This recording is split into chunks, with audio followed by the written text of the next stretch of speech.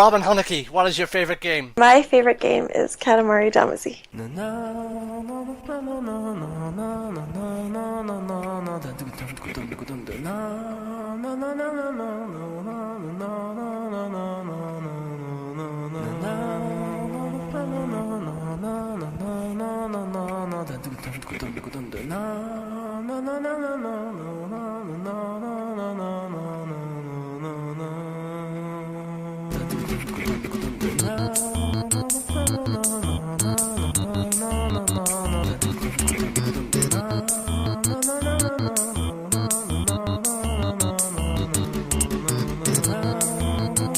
Well, when I was younger, games were just starting to become popular in the United States. So my parents got us, I think, a Super Nintendo was the first console that I had at home.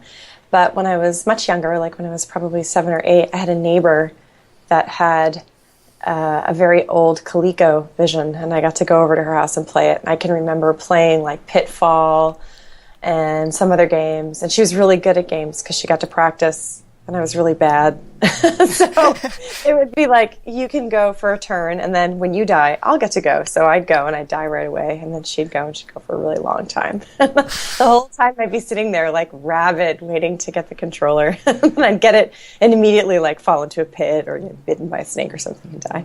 So my very first experience with playing games was just that I really wanted to be able to play them for more than a fleeting second at a, like at the pizza place or at my friend's place.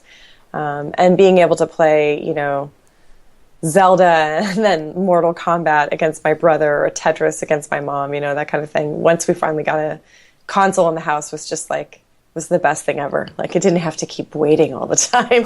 And I actually got to be able to get kind of good at it. But the thing I remember most is actually in about 7th grade, I had a friend whose brother had a Commodore 64, so it was like a computer that played games. It wasn't just a console on your TV. And I played Mule there at their house for the first time, and I just got totally sucked into it. I was just obsessed with the idea of playing it, because you could play with each other, but then against the machine, and the machine was kind of part of the game, and then you'd be sitting next to each other trying to kind of figure out who's going to go for what and who's going to get the best deal at the store. And it was just amazing to me that you could play the game but also play against your friend at the same time. This was just, I couldn't stop thinking about it. And I think in many ways a lot of the games I've worked on since then have been influenced by that feeling of being able to play together but also compete, with the machine and each other. It just sort of softens the competition a little bit, which is nice. It's just that human nature, basically.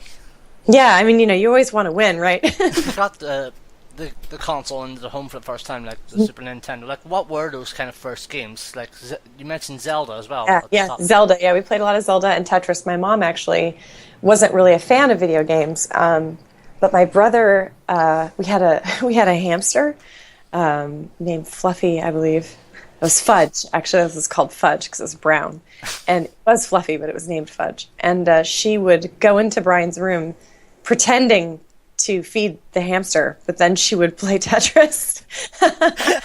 She'd turn it on and play it, and you'd come home from school, and she'd be in there kind of stooped over the controls, staring at the screen. Then she'd be like, "Oh, I'm sorry, I just came in here to feed Fudge." And it turned out, she confessed later, that she was dreaming about Tetris. So it was actually a huge influence in the family, because it was the first time an adult was actually kind of hooked on a video game. Oh, busted, basically. Yeah, exactly. Oh dear. Further down the line, then, like after the kind of Super Nintendo period, like, how did your kind of games kind of life grow up, so to speak? Well, so when I was in high school, I got really interested in art and making things. The consoles were sort of older, they seemed like for kids, kind of, and the PlayStation hadn't come out yet, so I wasn't really playing a lot of computers that often. But then when I went to college, which would have been like 1991, I started working in a computer lab at school. And in the computer lab, they had these really fancy Macintosh computers, and on the fancy Macintosh computers they had an Asteroids clone, and then they also had SimCity 2000. And so I started playing SimCity 2000 at work. working at the computer lab. Don't tell anybody, but I played it constantly. And And I wasn't really good at asteroids. I've never been very good at like Twitch games and like platformers and stuff where you have to do a lot of, heavy sort of controls of how you jump or how you move, especially the 3D sort of movement, or the thrusting type movement, ship movement in space games has never been really that easy for me for some reason. But I loved SimCity, and I played it constantly and got really obsessed with it. And then I had some friends in Chicago that had a little company called Bungie, and they were making games too. They were making a game called Myth, and they'd made a couple of other games. And so I started kind of hanging out with people that made video games. My friend did a video game, and I did some screams for the game. I got really interested in sort of video games as a practice, and that slowly and surely led me into studying them in school, and then eventually getting recruited to go work in video games. So I guess we can just blame my first job for the whole thing. which would tie in nicely to how you first got into the industry side of things then. Yeah. So I was actually in graduate school for a long time. I stayed in school after college and started studying robots and AI, and became really interested in the idea of programs and machines that can tell stories or talk back to you or interact with you in a way that's more sort of human. And through that work, I started working in the Source engine, simulating behaviors of robots using the little bots in a game of Half-Life on Half-Life maps. And I was actually going around talking about that work in like 2003 and 2004. I was going to conferences and sort of talking about my work and getting ready to finish my PhD and try and figure out what I was going to do for a living, when I ran into Will Wright, who was also interested in robots and AI, at a conference at Stanford. And he was talking about The Sims, which he had just finished, and was talking about getting ready to make The Sims 2. And I was just blown away. I was like, wow, this is even better than SimCity. How can this possibly be?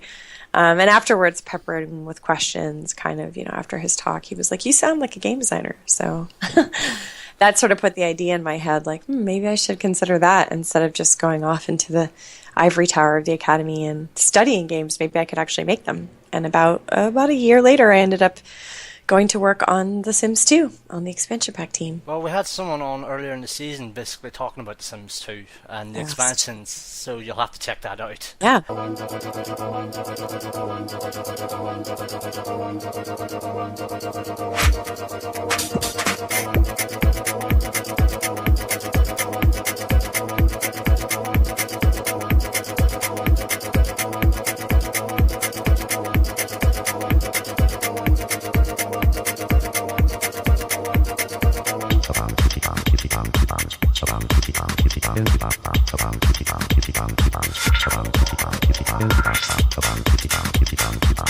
Let's get into your favourite game, Katamari Damacy.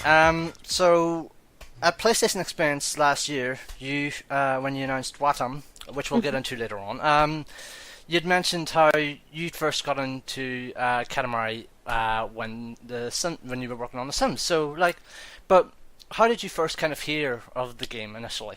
I was really interested in Japanese games when I was in grad school, and I was obsessed with DS games in particular. I really loved to buy sort of obscure Japanese DS games, rhythm games, and games that you wouldn't be able to get in the States. So I was already kind of reading a lot of Japanese game magazines and kind of, perusing online, trying to find tips and stuff about what kinds of games to buy. And there were a couple stores. There was one in LA that I used to go to sometimes to buy Japanese games.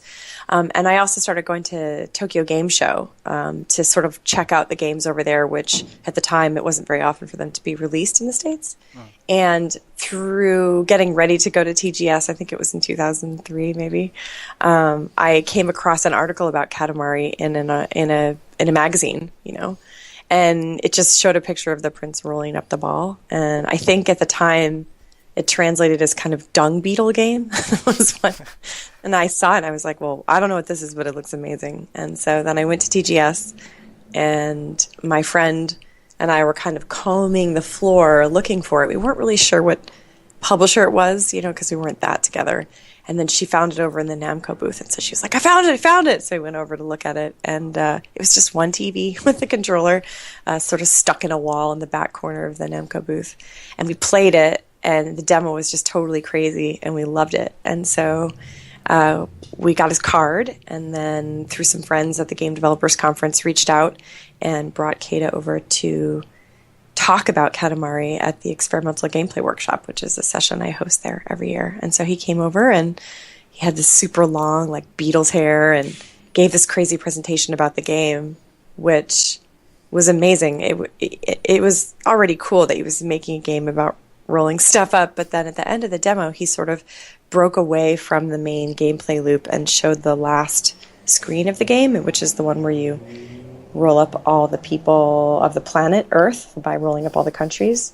And he sort of gave this really beautiful speech about how after September 11th, he was really bummed out because he felt like people were just not understanding each other or appreciating each other, and that, you know, it was really sad to think that we all live on the same ball, but somehow we seem to think of each other as different enough to have wars and kill each other and stuff. And that, you know, he wanted to make a game that celebrated how everything was all part of the same thing. And it was just, I mean, I don't know if there was a dry eye in there. I certainly was like, oh, this guy's amazing. Games about peace and love. That seems great. So after that, I was just totally a fan. And I think that was that moment was just like, I was already kind of a fan, but then I was just like the world's biggest Katamari fan. And he actually gave me his business card on that trip. He didn't speak a lot of English, but I think he could tell that I was just totally enamored with the game. So he gave me this business card, and it had a little picture of the prince like rolling a ball across the card, and I think I still have it somewhere. It's like I was just like so blown away, like this is the coolest thing ever. Just kind of swooning, so to speak. Totally swooning, yeah, totally.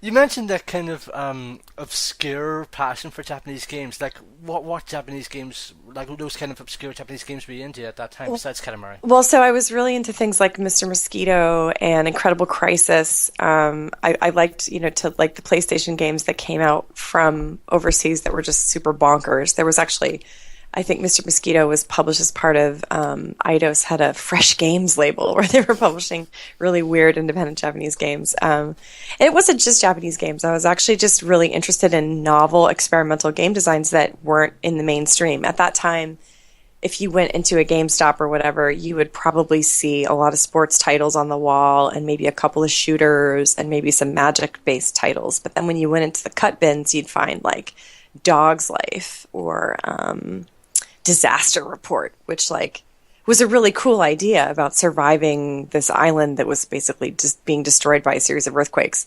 They were never really that well made. Like Disaster Report, I think runs at about 4 frames a second when there's an earthquake happening. So it's not really the best game, but I was in love with the ideas of these designs, and at the time, because I was just a very young designer, I really wanted to experience people that were taking risks and really trying to push in a strange direction away from the mainstream. And honestly, even back then, even by 2003 or 2004, when Kata was at EGW, or when he finally won the design award the following year after releasing Katamari, different games weren't really that popular. The Experimental Gameplay Workshop was the place that debuted Portal and, Guitar Heroes, alternative controls. People weren't making music games. People weren't making, rhythm games. People weren't doing this in the mainstream. They were still considered really bizarre. Obviously, I would like to think that a lot of people know what Katamari kind of stands for, but for those who have somehow yet to play it, like, give the elevator pitch for Damacy. The story of Katamari is that there is the king of all cosmos who's kind of a jerk.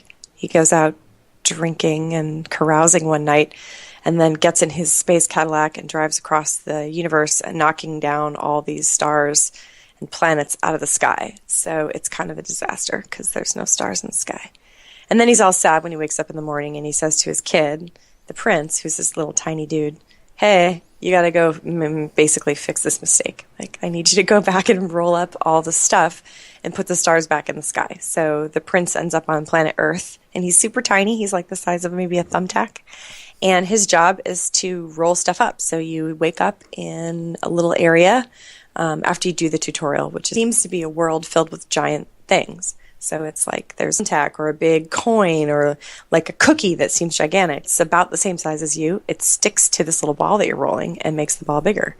And over time, after you've rolled up a certain number of objects, suddenly your worldview changes and you zoom out a level and your ball is now smaller on screen again and everything else is a little bit smaller too, so you can roll up bigger things. And so the game is essentially, it's a physical puzzle game in which you roll the ball around trying to hit like-sized objects so that you can expand your own size and then absorb larger items. And the really sort of delicious thing about the game is that you start off in this little environment and you can't really tell where you are. And as the camera zooms out and you get bigger and you roll up more and more objects, you realize you're in a kid's bedroom. And then you roll outside the bedroom into the lawn outside the kid's house and you're rolling up like lawn gnomes and lawn toys and sprinkler and stuff like that. And then eventually you escape the yard and you can roll into the town. And so you can roll along the street and pick up street cones and small cats and stuff like that.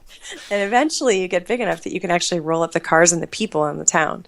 And the joy of the game is that every object you roll up has a little description.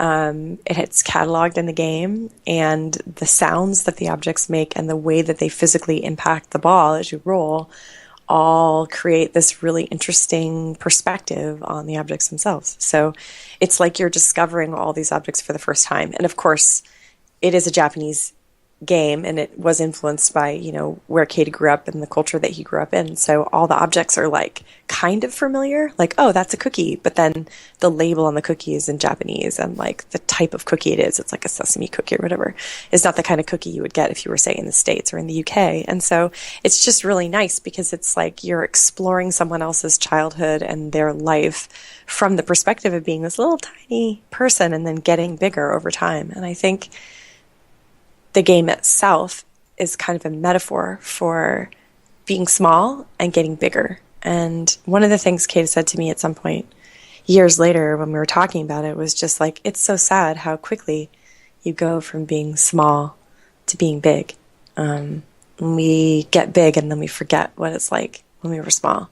We forget what it's like to see the world from that vantage point, but also from that layer of innocence and inexperience, you know? And I think a lot of the things that are disturbing about the world, like including the war that Katie was talking about at that time, come from that loss of perspective. So in a way, the game itself is a metaphor for sort of staying in touch with the more innocent part of you that remembers that everything is really joyful and it all has a reason to be that's, you know, interesting and cool and new, you know, not to be so jaded. I think it's obvious from what you've been saying that, and I should mention at the forefront, I should have probably mentioned this earlier, like, Katamari Damacy never got a UK release. It got a Japanese and US release. That's sad. But it never got a UK release. We've had all the games since, and I've been playing Katamari forever on the PS3 as a kind of baseline, so to speak, but I've not played Damacy, so it's a shame. But I think even then you could take away from it that Damacy is a very happy-go-lucky game by nature. There's not a lot of them kind of games around these days, a decade on from its release. Well, I think that it is happy-go-lucky in one sense, in that it is a joyful physical experience. When Kata made it, I think he actually just wanted it to be about rolling things up. Wasn't even really that excited about adding a timer. There is a timer, and there are explicit goals in the game, and you have to roll up a certain number of objects in a certain period of time, which has a certain kind of gamefulness to it. But there's also there's a nice feeling of just being able to roll. And he really liked that. I think that feeling of physical interaction and just being able to play with physical toys is something that he's really well known for in all of his work. And it's one of the things that really shines in the work is that this sort of childhood feeling of just playfulness. But there is also an edge to the story. There's a meta-narrative about a kid who's seeing the prince and the king of all cosmos kind of in these weird situations around town, and his dad's an astronaut who's gone into space and the kid's waiting for the guy to come home, and it's kind of there's a meta narrative about family and curiosity and being a kid that is interesting as well. And then there's just the story of the king and the prince. Like, the king of all cosmos is the prince's dad, but he's not very nice to the prince. He's kind of a jerk. And, like, in a way, all the adults in the story are kind of jerks.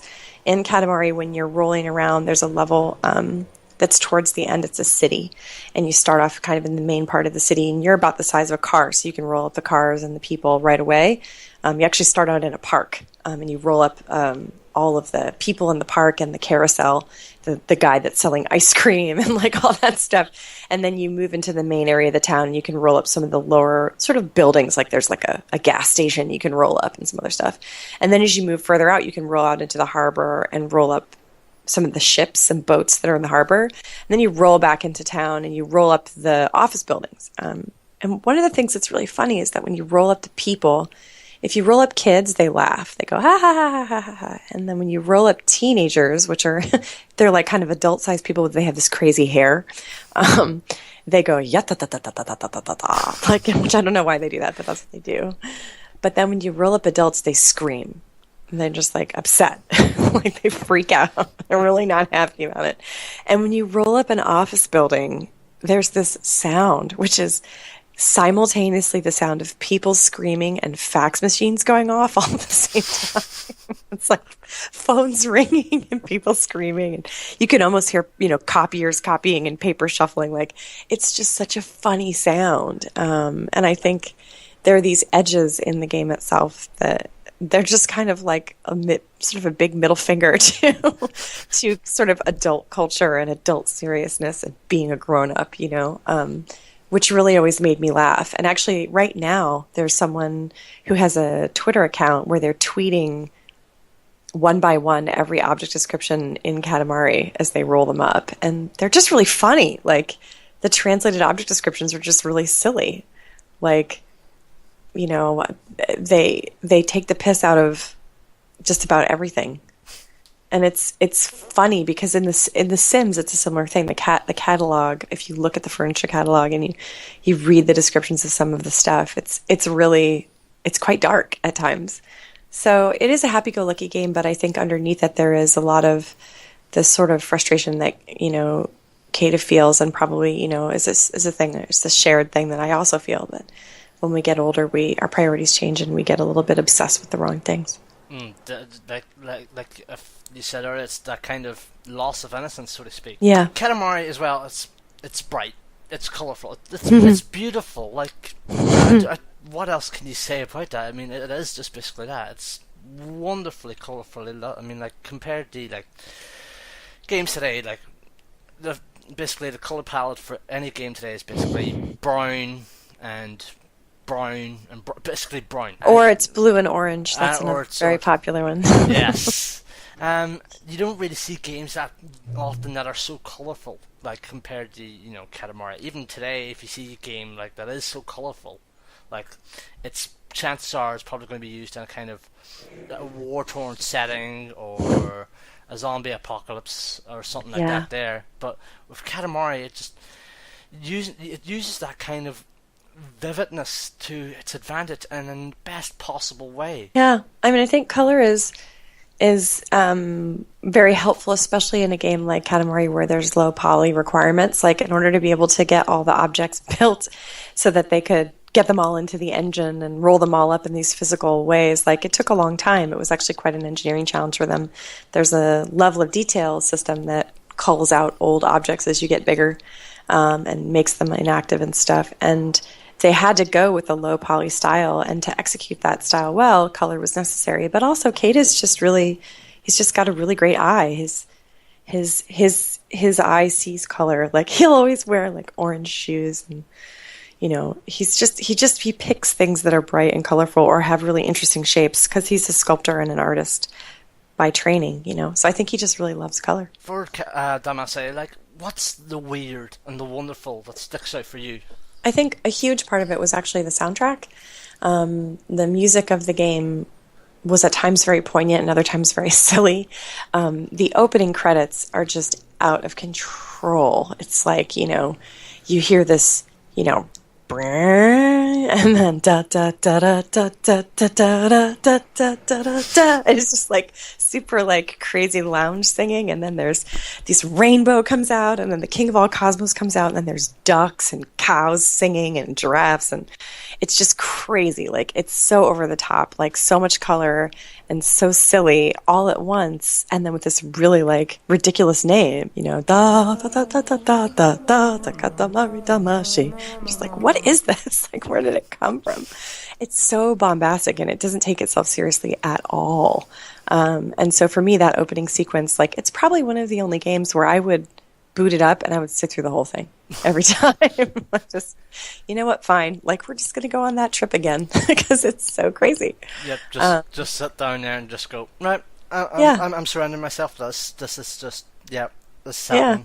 I'm going to be in this place, and it's not very often that, someone can just take you from wherever you are sitting down on your couch to like that place so fast. It's like 0 to silly in like 1 second. And that really did stand out. Like even something like Parappa, which I also really, really love, it doesn't go that far. Like it's kind of cool, it's like a cool game. Like Matsura's cool. But like Keita, I don't know. He was just like, all right, we're going there. Like pedal to the metal. As crazy as we can get. Let's just break all the conventions. Let's just do whatever nobody would expect. And, I have to say, after working with him for a while, that's true to his nature. Like, as someone who is working with him now, like, how do you see Keita as a creator? I think he's extremely honest, and I think he's really, really sincere, He will tell you what he thinks.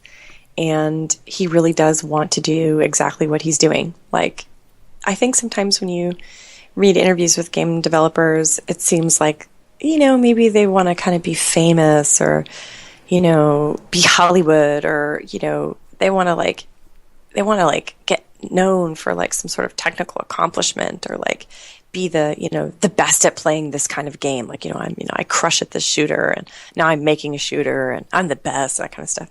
And he's not like that at all. Like, he's got a family. He's got, he's got things that he does when he's not at work. But when he's at work, he just wants to make the game. He just wants to make it great. Like, he really just wants to make designs, see them into the system, test them, figure out how to make them better. And he's very rarely satisfied with the first pass. He's very rarely satisfied with the first idea. Like, I think I said this at PSX when we were on stage being interviewed, but my job is kind of to be like, what if we did this? Or what about this? And then Keita will go, oh, and I'll be like, we could try this. And I'll be like, I don't know. Why would we do that? That seems really boring. like, okay, well, what would be boring? And he'll be like, I don't know.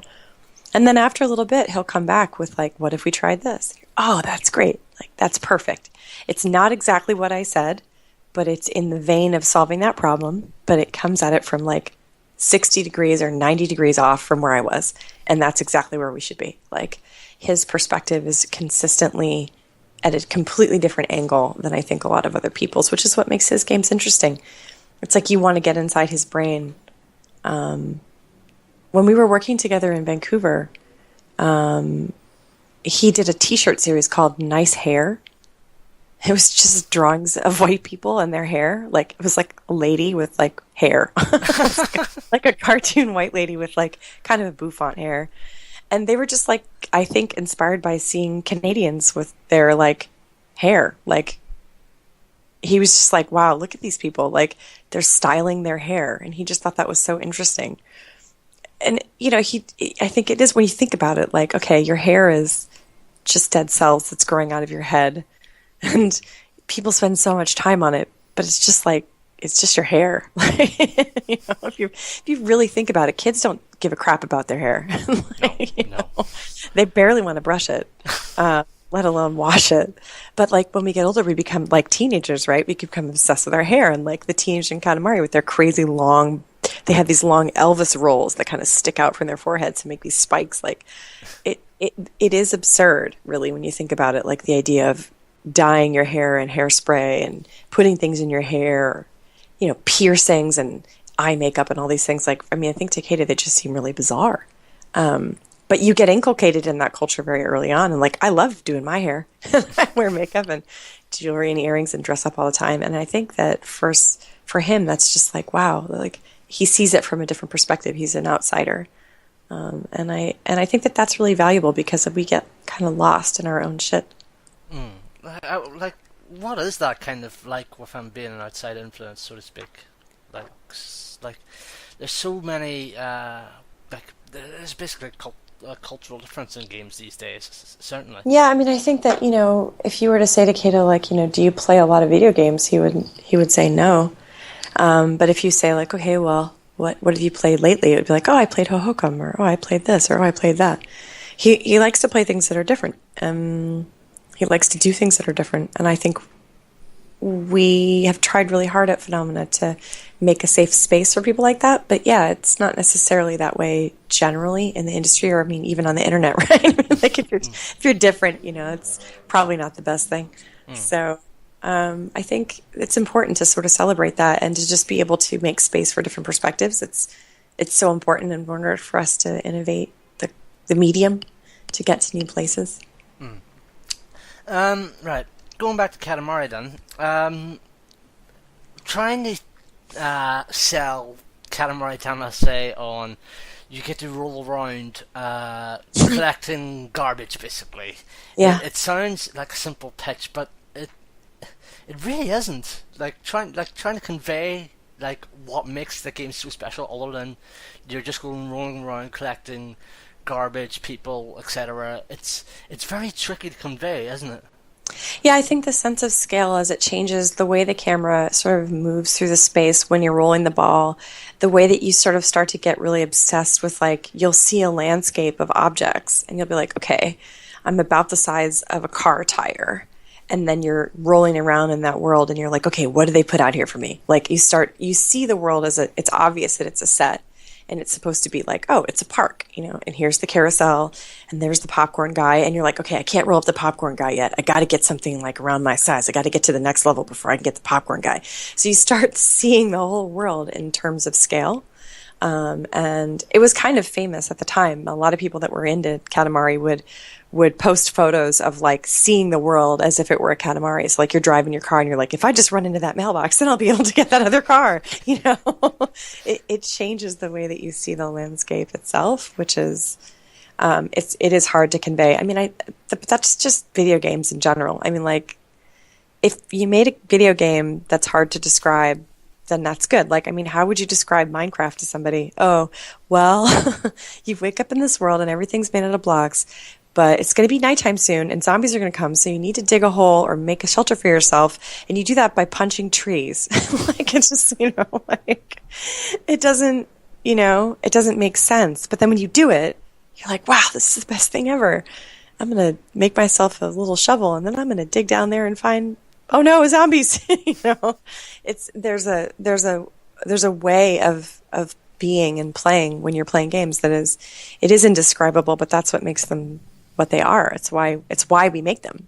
At the same time, like playing the game, it's obviously a massive joy, and I can certainly attest to that playing forever on PS3. But like, what were your kind of first feelings like with the game, especially when playing with such tank controls, basically? I remember thinking like, wow, it must have been so hard to get any of this physics to stop from breaking constantly. Even at the time, I had worked a little bit in environments where you were trying to do sort of more physics simulation, and like with the indie game jams, we'd done a couple of physics-based game jams. And at the time, no one was game jamming. We were the first people to be game jamming, so it seemed like, okay, well, we'll do a physics engine, we'll make games of it, and then we'd be like, oh my god, physics games are hard, like, so I knew when it came out that like it had been probably a big technical challenge for them. But for me, it was really intuitive because you could just hit the sticks and move the ball in one direction or another. It just rolled really nicely, and it felt like when you hit something that was too big, it'd bounce back, and sometimes you'd lose stuff off the ball, and you'd be like, oh, I just worked so hard to get those, paper clips. Now I got to go back and roll them all up. And it got to be really immersive very quickly. You realized really quickly that like, okay, this is going to be one of those things that like I'm going to want to be able to do a lot. Like I'm going to want to do this activity a lot. As you got bigger, and then you could kind of experiment with rolling up larger objects. Like let's say you rolled up a big building, like a big, office building with all the faxes and screaming people. It would make you lopsided, and then you'd roll crooked. And especially with the time component, as you got bigger and you rolled up train cars and boats and stuff like that, and the ball got all wobbly, it was actually pretty hard to sort of force it in the direction that you want it to go in. And I can remember thinking like, on the one hand, it is really frustrating because it's not an even shape. But on the other hand, wow, that's so cool that they simulated this, that they made it uneven and like actually took the time to design it so that you could finish it, even though you could play with these really lopsided objects. Like, that was a deliberate decision, and I'm really glad that they stuck with it. So just to kind of like touch upon a little, well, not so much a little story of my own, but like kind of my experience playing Katamari Forever. So, like, so it's weird to kind of explain because, like I said, it's kind of hard to explain Katamari in a way, but it's so I've been playing, like I said, forever for kind of research for this episode, and it's weird how batshit that game can get at times, especially when I'm playing. So Katamari Forever, the Cosmos King is basically suffering from amnesia, and you have to build a mecha Cosmos King, and you'll be doing story stuff for the Mecha King, whereas the unconscious Cosmos King, who's suffering from amnesia, you have to do stuff as well, and his levels are all black and white. Oh, crazy! And I think those levels actually come from Katamari Damacy. So, oh, that's crazy. I've never played it because, Kata didn't work on anything after We Love Katamari, so all the rest of the sequels were, developed and designed inside of Namco, and I think they may be spiritual successors to the game, but I haven't actually played most of them. Okay. And like earlier today, like as before recording this episode, like I remember being tasked with a mission to kind of go around, collect, roll around stuff within the game world, and like I was tasked to either get a cow or I can't remember what was the other one, but it was basically to get a cow, essentially, let's say. And within 3 seconds of starting that level, I basically got the cow, and the mission just stopped. I was like, okay. Yep. And basically, my point is to all of that, and basically my experience to Katamari is, I'm not very good at it, essentially. I think actually that I remember that level I think it's from We Love Katamari, that particular level, and it's an animals level where there are all these different animals, and as soon as you pick up the cow, the level ends. And so what you have to learn to do is to avoid the cow as long as possible, and there are several cows in the level, so you're trying to roll around and get all these animals but not get a cow. And you want to see how big you can get before you hit a cow.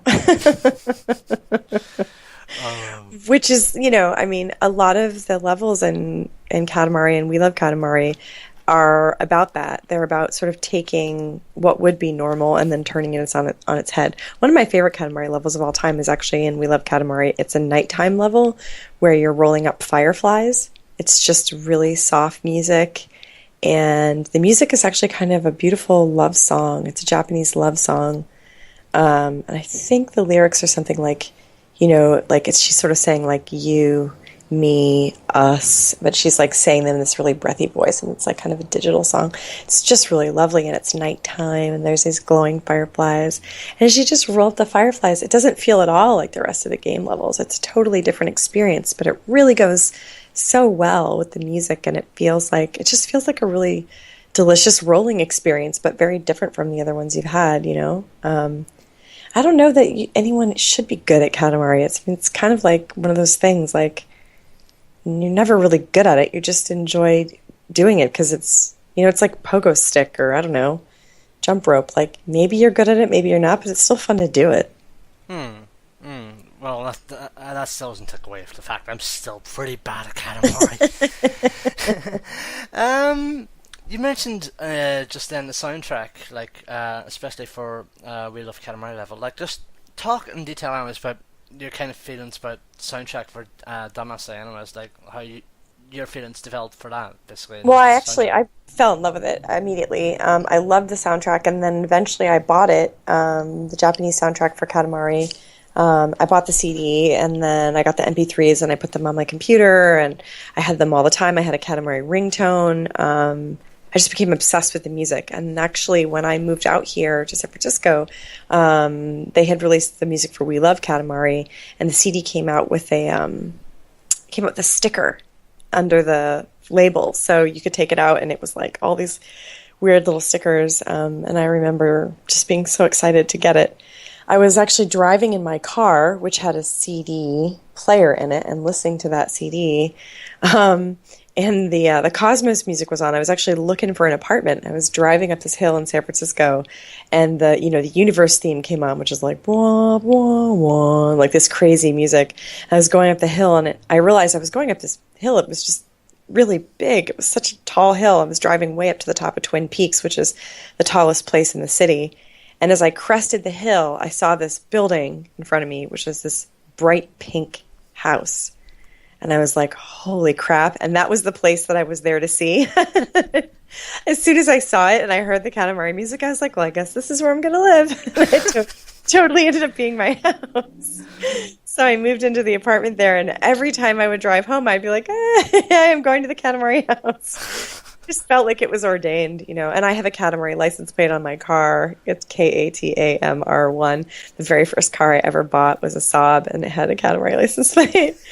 I also have a little tiny mushroom hanging from the window or the rearview mirror of my car, which is it's an amiguri mushroom. I bought it in Japan. It used to be rainbow, but it's long since faded to like a kind of a soft brown. Because in the first game, there's this crazy mushroom that you can go to in the universe menu, and all the unique little Katamari brothers and sisters like hang out on it. All the other cousins of the prince. And sometimes I'll be driving Kate around in my car, and I just think it's so crazy. Like, I'm driving Kate around in my car. It has a Katamari license plate and a mushroom hanging from the rearview mirror. And he's just sitting in it like no big deal, no big whoop. I think one of the interesting things about the music, which I don't think a lot of people know, is that Kata's wife actually made it. So they met while they were working on Katamari. Oh. Yeah, she's the composer. Oh. Asuka. Yeah, she's really great. Oh. Super talented. Mm-hmm. You kind of mentioned that kind of fangirlish nature there. Does Kata not kind of be a little bit awkward around that? Well, we've been friends long enough now that it's mellowed out, I think. But I think he thinks I'm a bit weird. Yeah, I would say that. I mean, like most people, I think he's like, I think he thinks we're all a little weird. His nickname for me is Noisy because I talk so much. Oh, But I think also I've worked really hard to help Kata. Like when we first met, he had just finished Katamari and was working on the second one. And he was really tired of it. He wanted to move on to another game idea. And he sort of told me about Nobi Boy, which is the game he was going to work on next. And, he was just working at Namco like anybody else. Just another artist. He was actually working in the art department and then came up with the idea for Katamari and wanted to pitch it and made an animatic for it, and then it got greenlit. It was sort of a weird process by which it ended up getting made. And he was as surprised as anybody, I think, that it was popular. But he wasn't really doing that well. Like, if you work in Japan as a game developer, especially at that time, like, it wasn't a really sane job. It was kind of thankless and hard. You work long hours, you don't get paid a lot. I remember having a conversation with him and realizing that, like, at my first job on The Sims, that I was getting paid maybe as much or possibly even a little more than he was at Namco, even though he was like this amazing game designer and I was just really junior.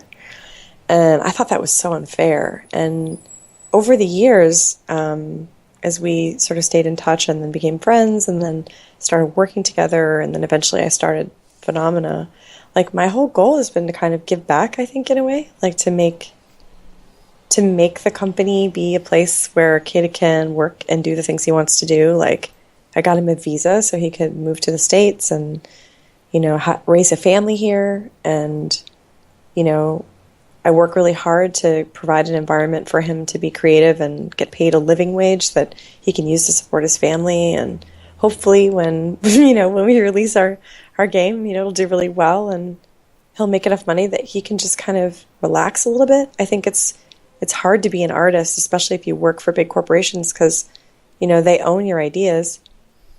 And that's who you are. It's all the money you can make is your ideas, And I think, in a way,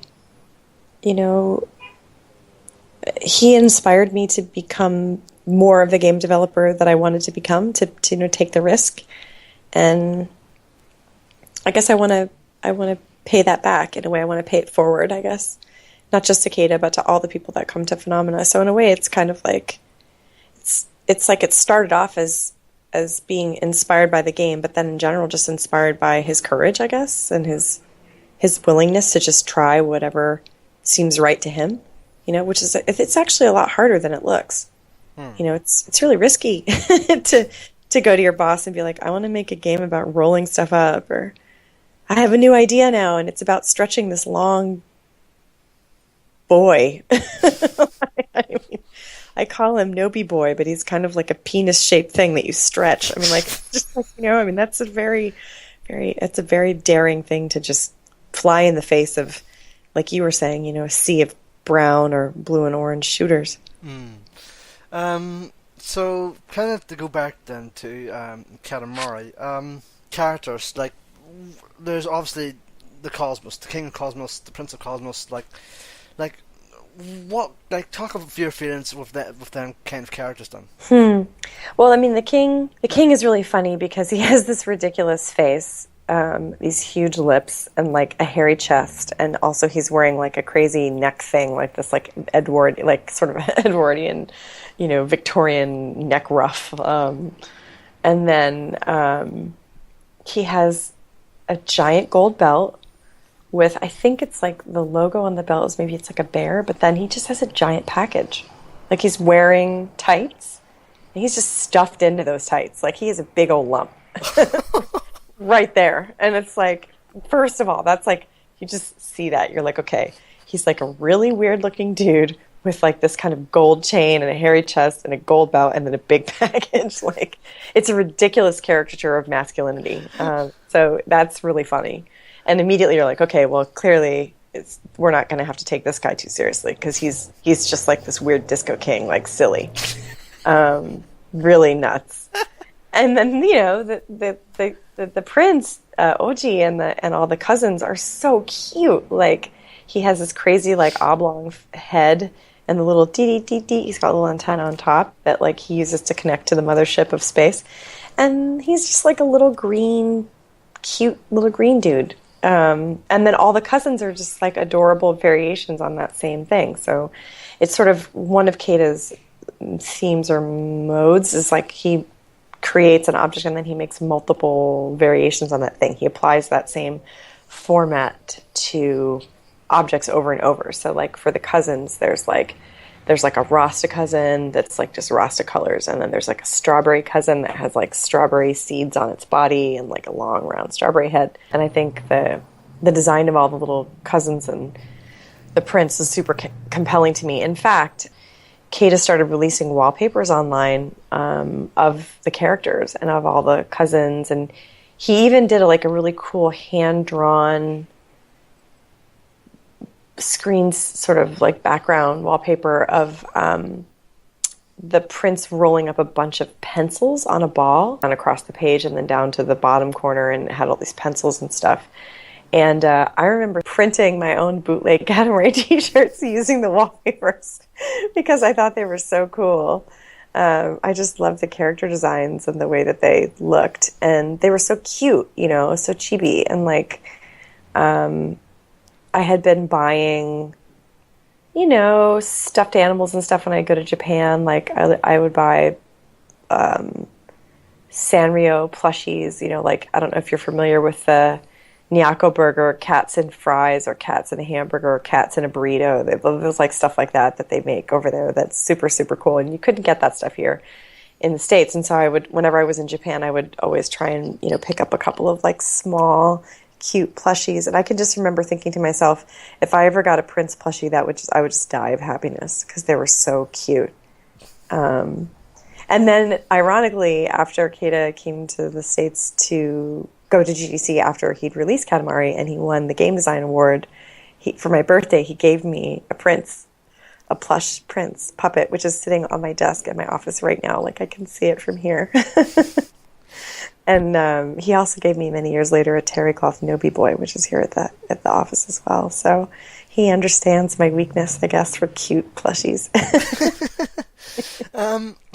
There's actually one more card I kind of want to mention that's tied into as well me playing Katamari Forever, and that's the Jumbo Brother, or in Katamari Forever, the Jumbo Brothers, because in Katamari Forever there's these kind of TV shows, so to speak, featuring the Jumbo Brothers and the Queen, and the Queen's one is called The Queen's Diary, but I love the Jumbo Brothers one because it's so hilarious in its own cookie Katamari way. It's just, what is it? I don't know it. I can't quite remember from the top of my head, but like I said, it's just a cartoon caricature, so to speak, and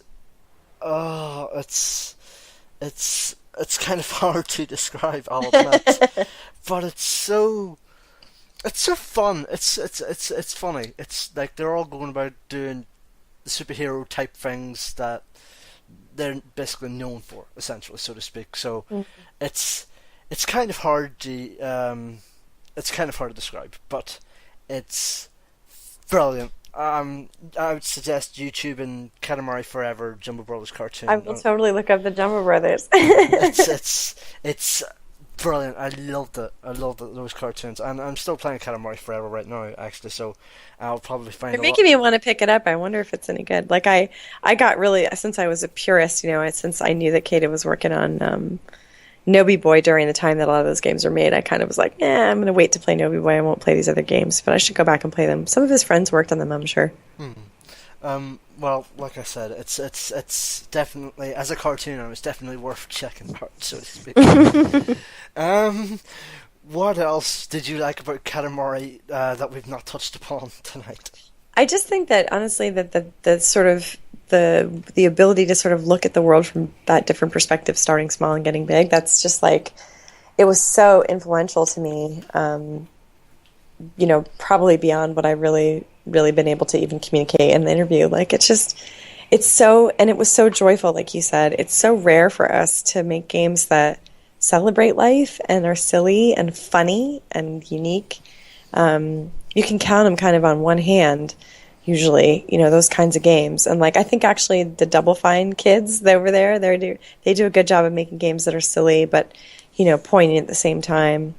But there really aren't a lot of people anymore that make those kinds of games. And I think it's important that we not lose it. We shouldn't secede all the territory of games to violence and winning, triumph and victory and exercising your power, It's good to make games about just rolling. This may be a difficult question to answer, considering your kind of fangirl nature and the fact you work with Keita. But what didn't you like about it? I would say that it was actually the controls at times were frustrating when you got really big, and like I said, it was frustrating, but it was also rewarding when you solve the puzzles. I hated the klaxon sound. I hated the sound that they make when you're losing and you're going to run out of time. It goes like, it's like a really terrible sound. And I bugged him about it at one point. I was like, why on earth did you pick that sound? And he was like, you need to relax. That was his answer. You need to do yoga. I was like, oh man, I just hate it. It's so stressful. And I think for him, having to put a timer in it all, probably he just picked the worst possible sound, hoping that they'd take it out. It was kind of a passive-aggressive move on his part, probably, my guess, but I really hate that sound. So, what if you were designing the game? Like, what would you change in the game as a designer then, or what would you tweak at least? Let's see. I probably would have made some of the levels a little bit less timed. Like I would have given you a little bit more time. If I were working on it, I would have given them another 6 months to like just polish all the physics so that there'd be no physics bugs. Probably would have worked a little bit on the see-through component. Like when you roll in front of something very big, there's like a little hole that you can see through it, and that didn't always work. Like just as a mechanism for kind of figuring out where you were. It was sometimes hard to get the camera into the right position and stuff like that. And just help them optimize the frame rate. You know, there are times when the game gets slow because there's just a lot of objects being simulated at once. But you know, they were really pushing it. So, and take out the klaxon. Yeah, definitely take out the klaxon. Ugh, so bad. So I typically ask what people's top 3 games in that series are, but as you said, you've only played Damacy, and we love Katamari, so I won't ask that. But I will ask. I will ask. What is the legacy for Katamari Damacy? At least for you, anyways. Like, how do you see the legacy for the game going forward?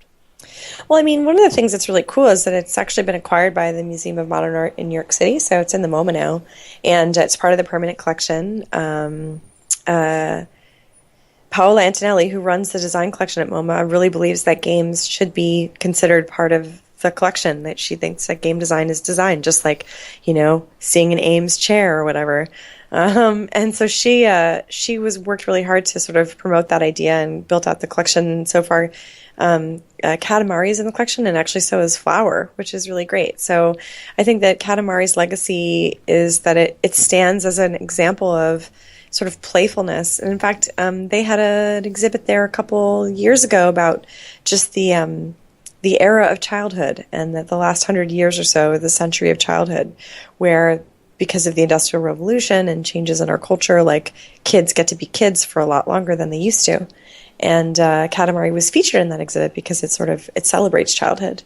It was even actually inspired by a classroom exercise that kids in Japan will do, where they have to roll an actual giant ball around, like a kind of like an earth ball, as part of an exercise regime. And so I think that it's inspired people to be open to the idea of childish games. And, you know, other games that Kata has made have done the same thing, not just Nobi Boy, but even Tiny Wanya Teens. We were recently at PAX, and our friend there has made a game called Butt Stiffin' Pugs, and it's pretty silly. And he came over and was talking to us, and it turns out that Tiny Wanya Teens was an inspiration for him. He saw that game and was like, I'm going to make a crazy game too. And he made this Butt Stiffin' Pugs game, and it's actually done really well. They've had a great festival run, and both Butt Sniffin' Pugs and Watam, which is the game we're working on now, were featured in a PewDiePie episode after PAX. So that was like, everyone was like, oh my gosh, I can't believe you were on his show. So that's Kata's legacy, is Butt Stiffin' Pugs. I guess that's what I'll say.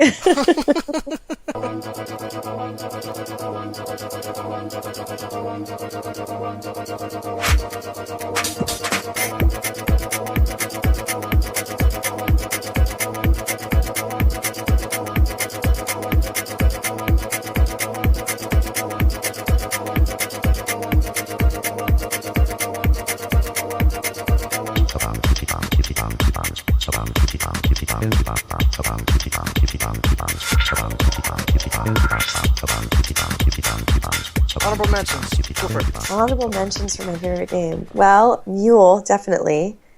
And, well, I really, really loved XCOM. The original XCOM, UFO Defense, was super, super, super compelling to me. And I played it all the way through twice on the PlayStation, which was really hard to do, but I loved it. And The Sims, which I played. I just played so much Sims. Oh my god, I can't even tell you how much Sims I played. Oh, well, like, considering the person we had on talking about The Sims 2 earlier in the season, I think it'd be, like, how much have you played at The Sims, like, at that time? Can you... Oh my gosh, like, when I was working on The Sims, I would play it even when I went home. After work, I would still play it. Like, just to see what I could get out of the system, especially once I knew how it worked. Like, once I was exposed to The Sims, to Edith, the editor, and, like, I could go in and do my own things, I would stay late. I would find myself sitting at my desk at 10:30 at night after working a full day, still playing. It was just really... I have to not play it, because if I have it on my PC, I'll just play it. Just non-stop playing. Yeah, I love it. It's so... Have you played like Sims 4 yet at all? No. I'm running a company, man. I'm trying to keep myself together. Fair enough. Fair enough.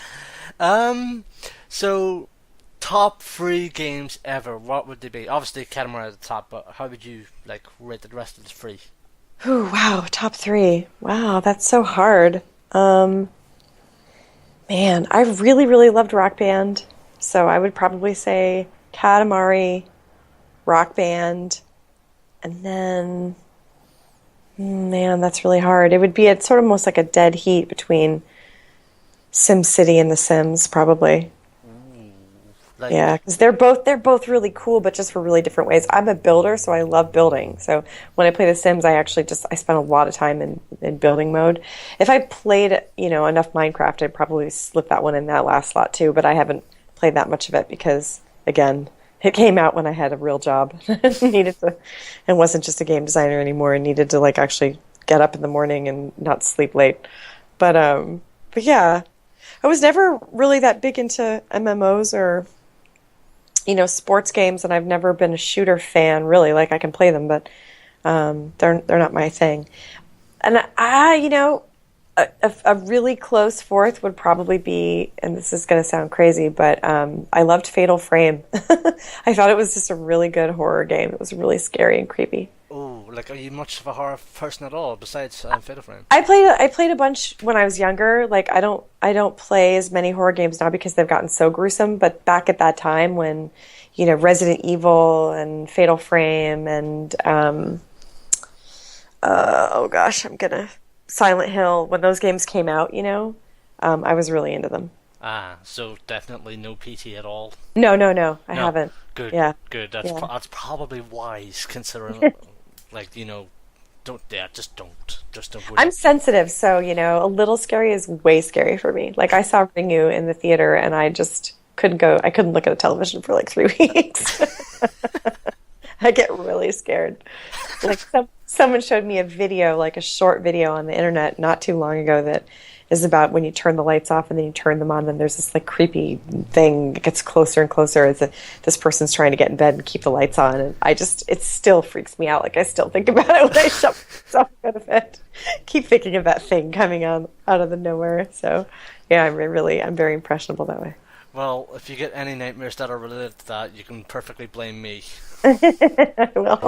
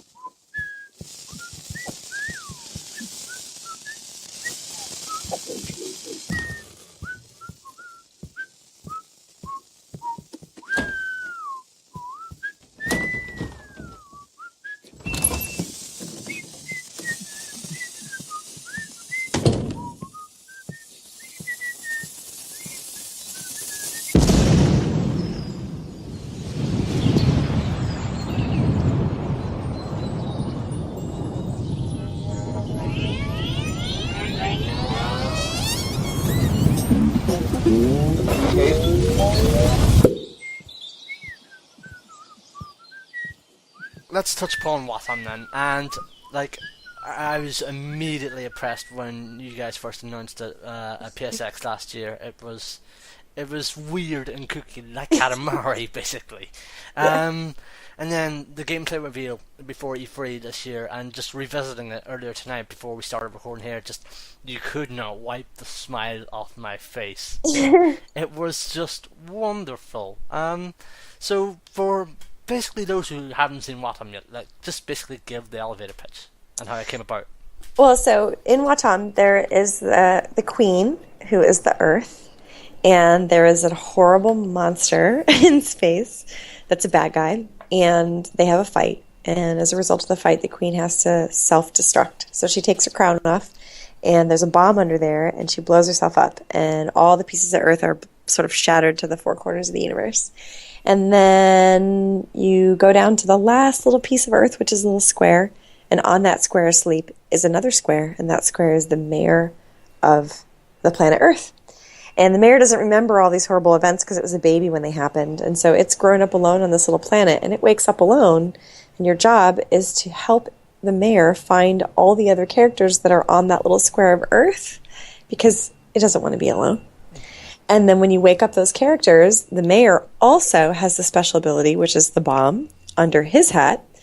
And you can make friends with the mayor by holding hands or stacking together. And once you've made a stack of a certain number of people, the mayor can take his hat off and blow them up sky high.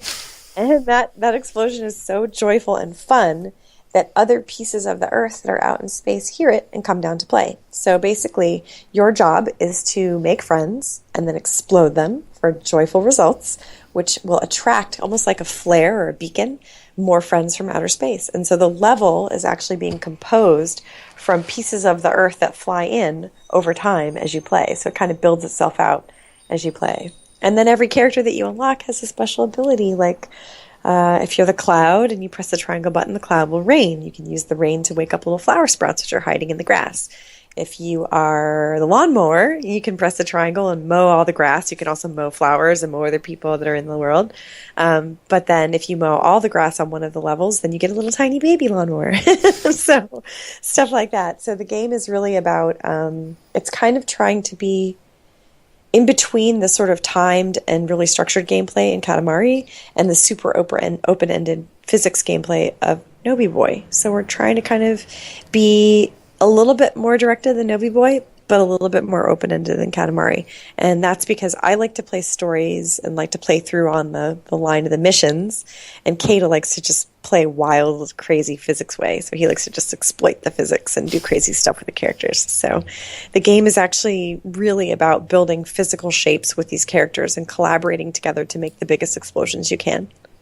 So basically, in a sense, it's basically like building relationships, so to speak. Yeah, exactly. And I think it's very similar in the themes of Katamari in that, Kata sort of says that, if we were all the same shaped, the world would be pretty boring, but it would be a lot easier for us to collaborate and get along. And so the game is kind of built with all these crazily shaped different characters that are all physically simulating so that you have to work to really get them to hold together. And that kind of is a metaphor for celebrating our differences and getting over our differences so that we can work together and make the world a more joyful place.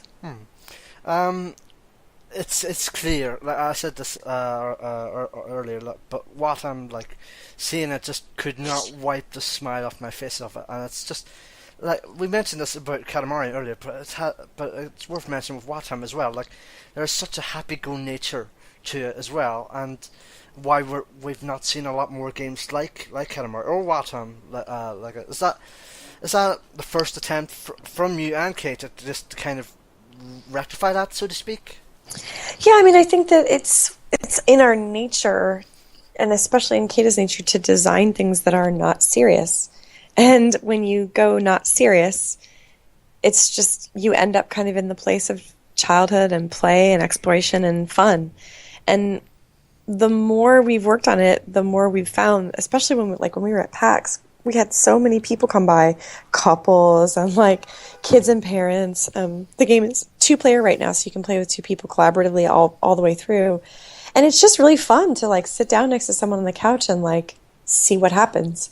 And we both believe that, playing like that, exploratory play, open-ended play, curiosity, these are just values that we share. We just think they're good to practice. And I think we should be making games that celebrate that in addition to the other things we talked about earlier, like, winning and getting revenge, which tend to be the things that we focus on in games.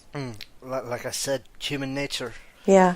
With Watam, what is your aim with Watam? What is Kata's aim with Watam? Or even, so to speak, what is the aim for Funomena with Watam? And what is your hope that players will take away with Watam?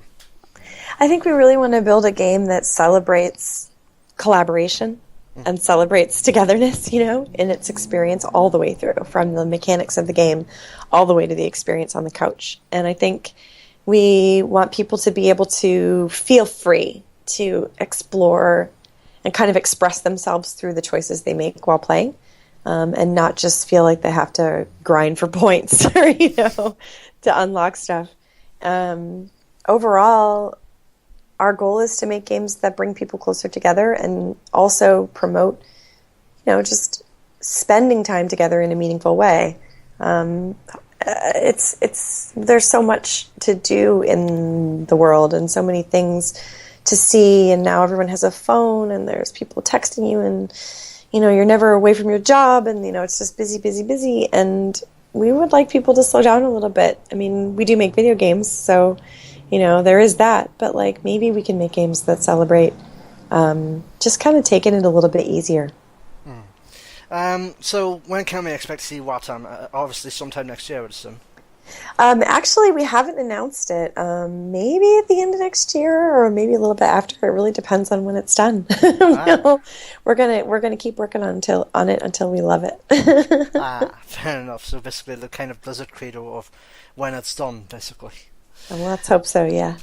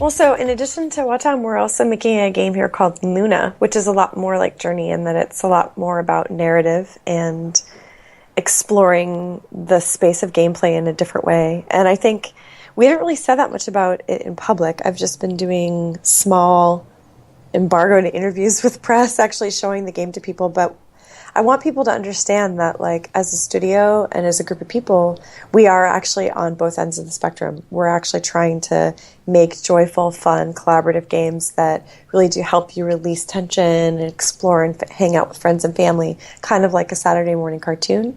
But we're also working on a really beautiful, subtle, emotional fairy tale that's more like a bedtime story. And so the company itself has a lot to offer. The games that we're making are for people who love games and love play, love stories, and love exploring, love being in a different place. And I think, you know, if anything, what we need right now is we need people to just know that we're out there. So if you're listening, follow us on Facebook and Twitter, and let us know that you're following us, tweet at us, and just give us the encouragement, because it's hard to be a little boat in a big ocean, and sometimes we feel a little bit lost. So your encouragement makes a big difference.